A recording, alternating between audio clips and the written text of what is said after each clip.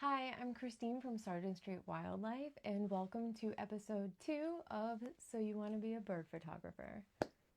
In this episode, we are going to talk about choosing a camera and a lens that best suits your needs and your budget for your bird photography. This isn't a comprehensive list, it's more just the basics, and I'm going to give you some examples of each, but I'm not really going to get into the technical aspects of each camera. This is the camera that I own. This is the Sony a7 IV. It is a full frame mirrorless camera. And this bad Larry is the Sony 200 to 600 millimeter lens. It is very big, hefty, and yeah, it's heavy. This is the lens that I used to use. This is the Sigma 150 to 600. Which is also a really popular wildlife lens, and it works really great. The image quality is comparable to the Sony version. The main reason that I switched from this one to this one, besides my husband buying it for me for Christmas, is the Sigma has an external zoom. You can see that here. It does make it more compact and easier to carry around, and it's slightly lighter. But I had an issue where I cracked the plastic of the zoom tube and I had to send it in for repairs. And so this one does not have external zoom. It zooms without extending anything, so there's less pieces to break. So that you can kind of see the difference between the image quality, here is a picture of a bald eagle that I took with the Sigma 150 to 600.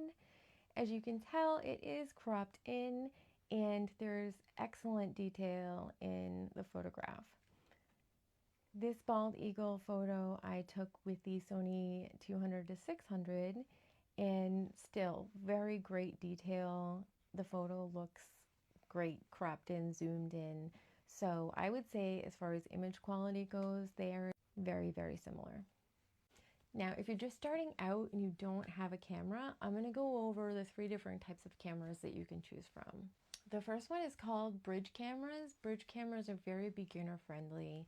They do not have interchangeable lens. The lens is fixed onto it and it usually has really good long zoom capabilities. It uses optical zoom, so you don't need to have a big expensive lens. It's a really good budget option. These examples here of the Nikon lens, these two are very, very popular bridge cameras that people use for bird photography. The second option is DSLR cameras.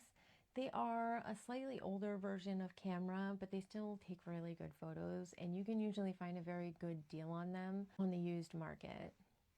Here are some examples of some DSLR cameras that you can get.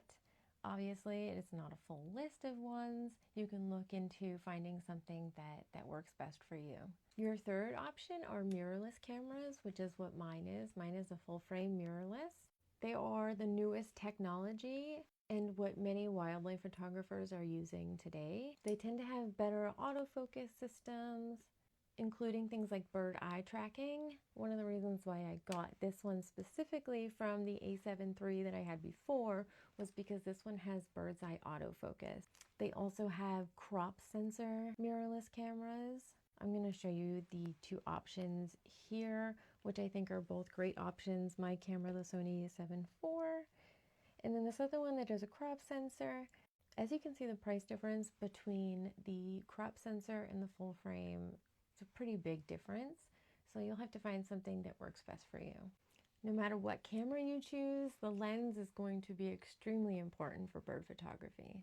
Like I said, birds are small, typically very far away, and you really need a telephoto zoom to get in on that detail on them. I would say about a minimum 300 millimeters could work for bird photography, but ideally I would get something in the 500 to 600 millimeter range. That'll allow you to stay further away from the birds and also be able to really get up close and get that detail that you're looking for in your shots. There is obviously a very, very wide range as far as price goes with lens, so find something that works with your budget. This Sony 200 to 600 is a little over $2,000. And Sony makes lenses that go up to $12, $15, $20,000. So if you're just getting started, I definitely suggest buying used. There is a ton of great stuff that you can buy in the used market, and you can save yourself a ton of money. So in the next episode, I am going to go over my settings that I use for bird photography.